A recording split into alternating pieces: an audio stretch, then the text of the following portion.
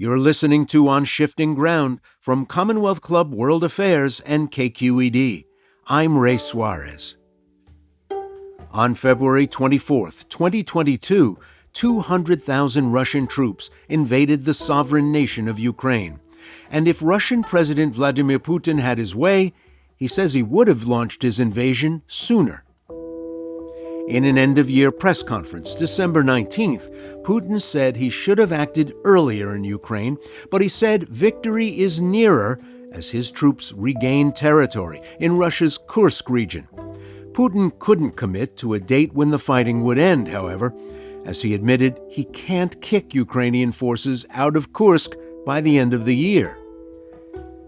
This is one of the biggest international questions facing Donald Trump. And with Trump's inauguration still a few weeks away, the president-elect is already preparing to deal with Ukraine and Russia. On the campaign trail, Trump promised he'd end the fighting in one day. And while President Putin has recently signaled he's ready to compromise, can President Trump deliver a deal after almost 3 years of war? Joining me to talk about the future of Ukraine is Ambassador Michael McFaul. Michael McFaul is director of the Freeman Spogli Institute for International Studies at Stanford University. He's also an international affairs analyst for NBC News and a columnist for The Washington Post. He served in the Obama administration, first as special assistant to the president and senior director for Russian and Eurasian affairs at the National Security Council, and then as U.S. ambassador to the Russian Federation. Ambassador McFaul, welcome back to On Shifting Ground. Thanks for having me back, Ray. On November 5th, voters chose a candidate who at times expressed skepticism about keeping Ukraine sovereign and independent. He was at times hostile to continued U.S. military aid to the embattled government in Kyiv. Since February 2022, you've been one of the Americans most forthrightly insisting on this country backing Ukraine. What do you conclude about the temper of the U.S. right now? Well, the temper of the United States, judging by the election outcome, is that we're tired of leading the world. We're tired of engaging. Candidate Trump and President-elect Trump uses his phrase, America first, and everybody cheers at that. Now, I want to say in parentheses, I don't know of any president that didn't put America first. Most certainly, President Obama did when I worked for him. But I think it's a sign of the times that we have moved into a period where at least there are isolationist tendencies growing in the Republican Party, especially, but also in the Democratic Party. Where did the argument against that fall short? Was a convincing case put to the voters that the U.S. has to stay engaged in the rest of the world? And here's why. I don't think so. That's a great question, and I haven't looked at the data to see if those arguments from Vice President Harris resonated or not. But I have looked at public opinion polls, and I don't think our leaders are making that case as forcefully as they should. I give a lot of talks, Ray, around the country about Ukraine and about foreign policy, and I'm struck by, anecdotally, when I say that the United States is a unique country. We're a democratic country. We believe in freedom, and we should support other countries and other people that support freedom. Those are my best applause lines. Now, maybe that's a self-selected group that's coming to hear me speak, but I speak in Oklahoma, and I went to Vice President-elect J.D. Vance's hometown one time to make this message. I think that resonates with people, A, that we're not just like every other place. That's an argument Trump wants to say. Well, Putin kills people. We kill a lot of people too. That kind of whataboutism argument, I don't think that resonates. But number two, I also don't think our elites, including in the Democratic Party, have clearly made the argument for why it's in our security interests to remain engaged in the world, why it's in our security interests to support Ukraine. Because if we don't stop Putin in Ukraine, we are going to face a Putin threat to our NATO allies in Estonia, in Latvia, in Lithuania, in Poland. And don't believe me, talk to the people in those countries. That's what they say all the time when I am there and talk to them. And so therefore, I think there's a very pragmatic realpolitik argument to be made that if we help the Ukrainians stop Putin in Ukraine, we don't have to face a larger Russian threat to our allies later that would include us, right? That we might have to get involved in that fight as well. And I think we just need to make that case a lot clearer to Americans to understand why this fight is our fight. In Latvia, in Lithuania, and Estonia, there was a lot of nervous anticipation of the November 5th election. Donald Trump, when he was president and in the years since, has cast doubt on whether NATO's Article 5 requirements would oblige the United States to go to war to defend Lithuania. That kind of thing is almost, it's hard to imagine it coming out of the mouth of any other American president. But here we are. We weren't talking about France or Britain or Germany, admittedly, but the President of the United States was saying, well, I'm not so sure that we would go to war to defend the Baltics. Should they be worried in Vilnius, in Tallinn, in Riga? Well, they are worried, that's for sure. I was in Vilnius not too long ago. I was in Prague not too long ago. They're worried. They should be worried because those kinds of statements leads to miscalculation. I think this is the principal thing that I hope President Trump in his second term will begin to understand, that when you're just tweeting and arguing on social media, your words don't matter. But when you say things like that, if they don't pay up, I'm paraphrasing now, the Russians should do whatever the hell they want, that makes us look weak. And weakness invites consequences for those that want to test that weakness. I go back to Ronald Reagan. I'm not a Republican, but he had an argument about peace through strength, right? If we are credible about the commitment to Article 5 and NATO, that helps to keep the peace. The Soviet Union never attacked NATO. Russia has never attacked NATO. Putin has never attacked a NATO country. And so far, by strengthening our commitment, making that credible, that helps to keep the peace. Whereas inviting ambiguity is precisely when countries can stumble into war. And what I really worry about, I'm not worried about Russian tanks rolling into Tallinn, downtown Estonia. I think that's not possible. They don't have the capabilities to do that.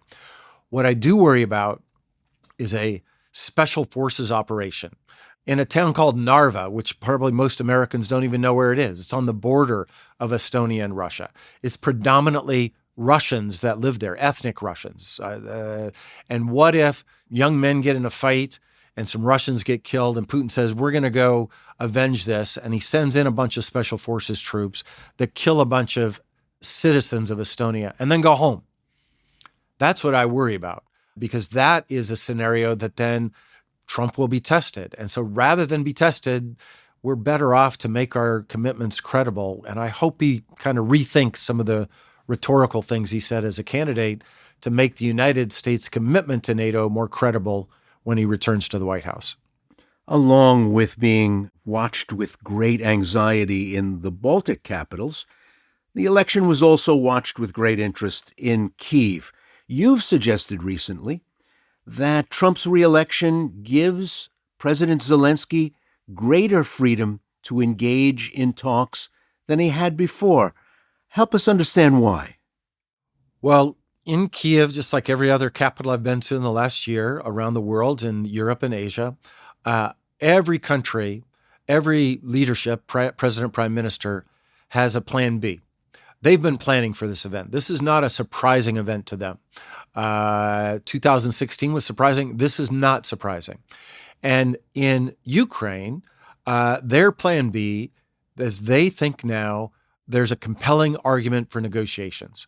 Remember, Ukraine, not you, Ray, but remember to your listeners, President Zelensky has always said, our goal is to liberate our territory to the 1991 borders. And he said that repeatedly. And in the democratic country of Ukraine, the majority of people support that position. So for him to reverse that in a democracy, that is not easy.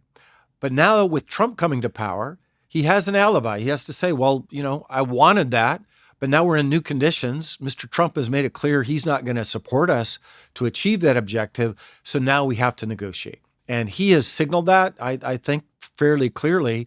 He's ready for negotiations, even, and this is really hard for him, but he's even signaled that he is prepared to never recognize annexation of Ukrainian territory by Russia. That they'll never do forever. No Ukrainian leader will do that.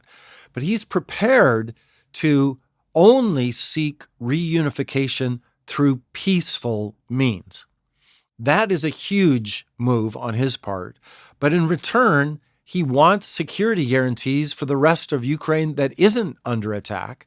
And to me, the only real security guarantee that is worth anything is NATO membership. And therefore, that is a debate that people are having in Kyiv. That debate is not happening in Washington yet. But I hope that it does, because I actually think it is a realistic, pragmatic formula for an enduring peace along that border. And most certainly the Ukrainians deserve an enduring peace, not just a temporary one. Well, all during this period, indeed, since 2014, American area experts have argued that there was some logic to President Zelensky's insistence that Ukraine recover all of its original territory, including Crimea, and that should be his bottom line moving forward, because there were no natural barriers in that part of the world to further Russian expansionism, that if the territorial gains made so far were allowed to be held by Russia, that 20% or so of Ukraine would just become an appetizer till someday Putin or his successors might try again. I don't know if you've argued that particularly, but a lot of people have. How are things different? We haven't erected any new rivers or mountain ranges in the meantime. There are still no natural barriers to a Russian advance to take the balance of Ukraine.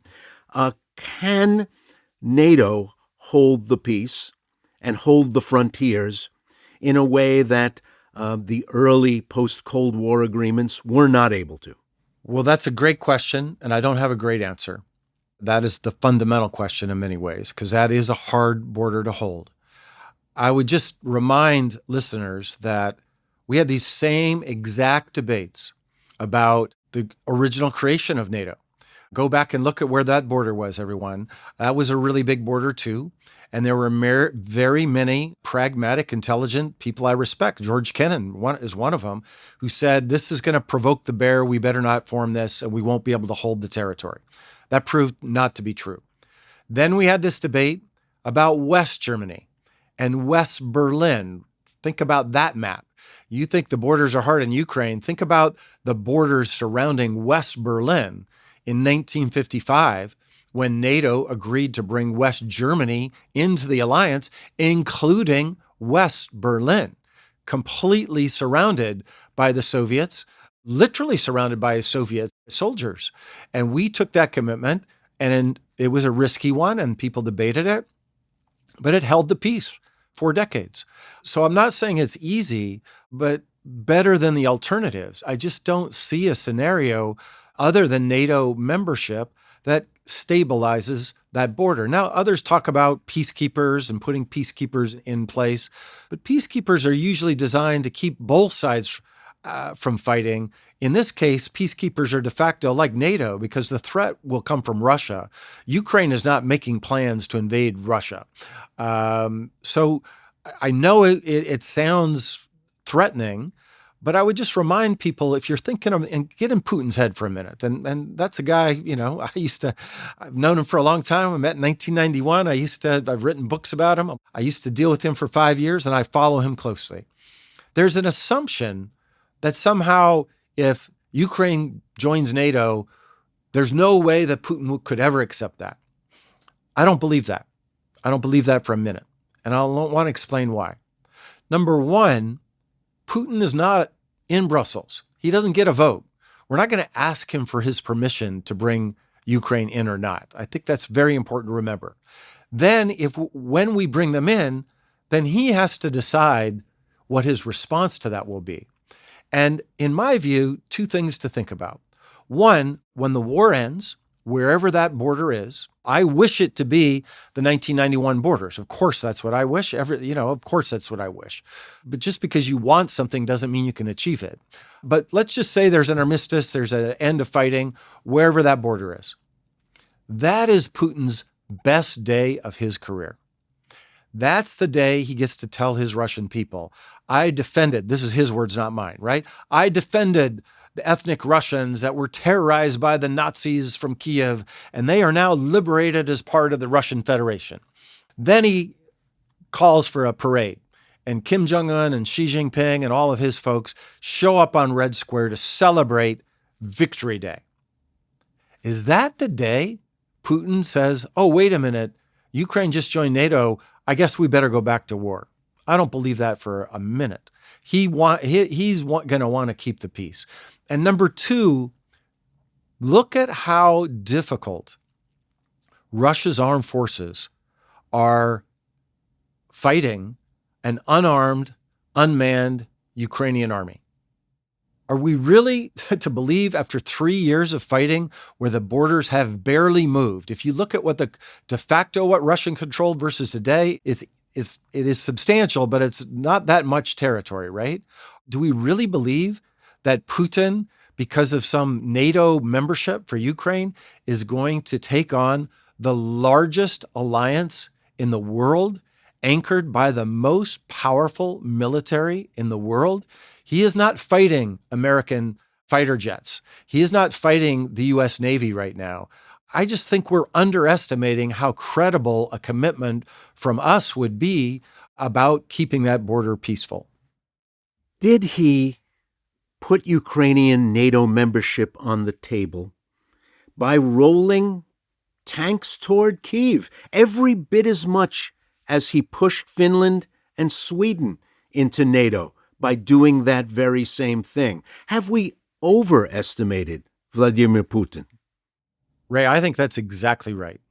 And part of saying that is a bit of an embarrassment for me as a former government official.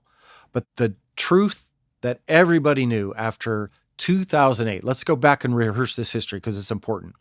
2008, there was a NATO summit in Bucharest. There was this vague language about whether Ukraine and Georgia would come in. There was a big fight there. Merkel and Bush disagreed. And they came out with this very convoluted language about their aspirations. 3 months later, Putin invaded Georgia. And I'm just reporting this as a fact, a tragic fact from my point of view. But after that moment, there was no momentum whatsoever for Georgia joining NATO or Ukraine from joining NATO. That's 2008. I came into the government January 2009, and I was shocked at how definitive the U.S. government agreed with that and our NATO allies agreed with that. This was just off the table. And then tragic from my point of view, but there was no momentum. The entire Obama administration, 8 years, there was no positive step for Ukraine to join NATO. And remember, Putin's guy got elected in 2010 in Ukraine, so he took it off the table. I was in the room with him when we talked about this. It was over. Then Trump came in. Was Trump pushing for Ukraine to join NATO? That's a joke. There was no momentum whatsoever for Ukraine joining NATO. And then the Biden folks come in 2021, just months before, 13 months before Putin invaded. I've looked at that history pretty closely. I knew very senior administration officials. I talked to the president himself a few times. I talked to President Zelensky the day after he talked to President Biden. And my assessment is there was no momentum at all for Ukraine joining NATO. And by the way, Zelensky was frustrated by that when I met with him, when he came out here to Stanford to give a speech. It is precisely what you said, that by invading Ukraine, then remember, the whole thing is if you join NATO, we're going to invade you. And yet he invaded Ukraine anyway. So he's the one that created all this momentum, as you rightly pointed out, to expand NATO. And they have a giant border with Finland, by the way, not unlike along the lines that you just described. That happened, and Putin didn't invade Finland, by the way. And it is precisely Putin who pushed Ukraine to NATO. And even without membership, let's just state the obvious. NATO-Ukrainian relations have never been closer. Military assistance to Ukraine from NATO has never been greater than it is before. Today, that all happened because Putin tried to take over all of Ukraine, and he invaded Ukraine in 2022. Is part of the problem here that you can't deal with Russia the way you deal with other nations where people have incentives? Vladimir Putin simply does not have to face voters, does not have to worry about consequences the way democratically chosen leaders do. Bodies are not coming back to towns and cities across Russia. They're being buried in the field in Ukraine to minimize the visual and social impact of the large number of deaths. Can Vladimir Putin withstand catastrophic losses, the distortion of the economy, the loss of half of the country's currency reserves frozen overseas, in a way that other leaders in the world simply wouldn't be able to do? Well, that's exactly right, because it is a dictatorship. And by the way, it's become more autocratic since the war began. Independent media that were still around in 2022, most of them are living abroad. Lots of opposition leaders got arrested. One of them was killed in jail, Alexei Navalny, and the rest that were released in a prison swap, some of the major ones, they're now living abroad too. So it's more autocratic than it was before. And therefore, those kind of pressures don't work in a system like that. Second, Russia is a large country with a lot of resources. So, Putin continues to finance his war by selling fossil fuels to countries like China and India. And we have been unable to prevent that through sanctions. And then three, I would say when I think about mistakes that our government made when I was in the government and we continue to make, there is this assumption about Putin. I used to hear this all the time when I was in the White House. Oh, he's transactional, right? He's a deal maker. It's all about making him wealthy and keeping in power. And I've known the guy for a long time. I've read him. I've sat in the room with him. I've seen him say nasty things about me in rooms. I think we underestimate the ideological dimension to Putin. Yes, he's transactional. Yes, he wants to stay in power. And he also has an ideological agenda that he's willing to do things that might not, if you're just doing the cost-benefit of analysis, might seem irrational. But if you're motivated by ideas, you're motivated, for instance, by the idea that Ukrainians are just Russians with accents. They're not a real nation. He believes that. I've listened to him say that. That's irrational to me. That makes no sense to me. But in his worldview, that's the way he sees the world. And because he has these more ideological motivations, he's willing to take on the costs that you describe. And I think because we've never really thought of him in those terms, we've miscalculated in terms of how we deal with Putin. Is it going to have to be a very carefully played game after January 20th that phases in what Zelensky does and what Putin does in a very specific way so both leaders can walk away with something?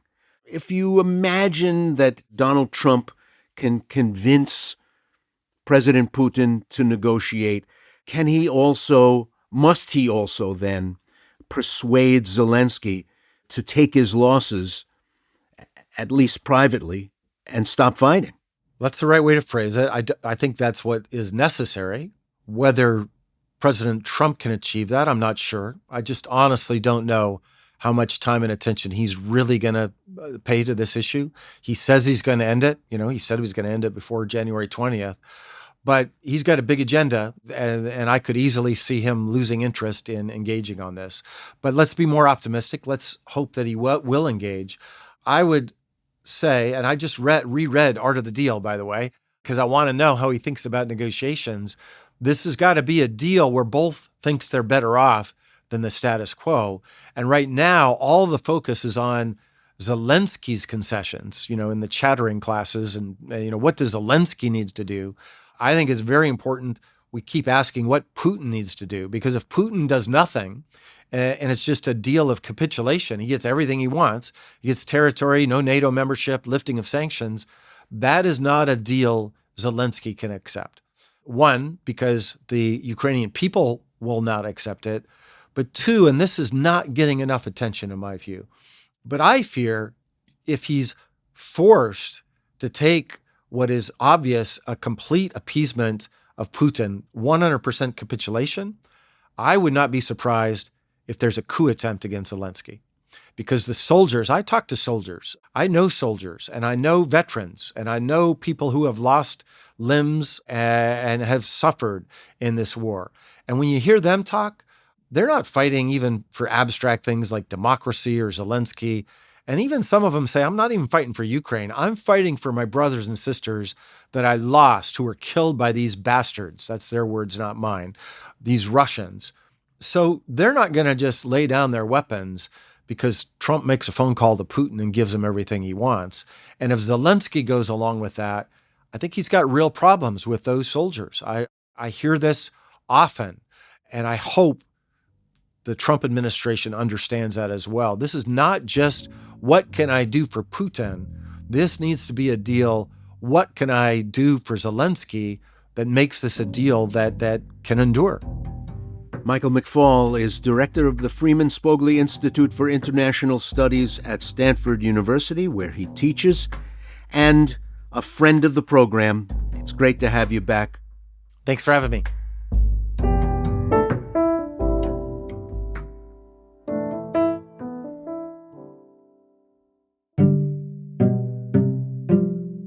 You've been listening to On Shifting Ground, produced in partnership with KQED, with funding from listeners like you. Today's episode was mixed and mastered by Matteo Schimpf. KQED's Jim Bennett is our technical supervisor. Jared Sport is our executive producer. Philip Yun is co-CEO of Commonwealth Club World Affairs. Our music is from Blue Dot Sessions. I'm Ray Suarez. Thanks for listening.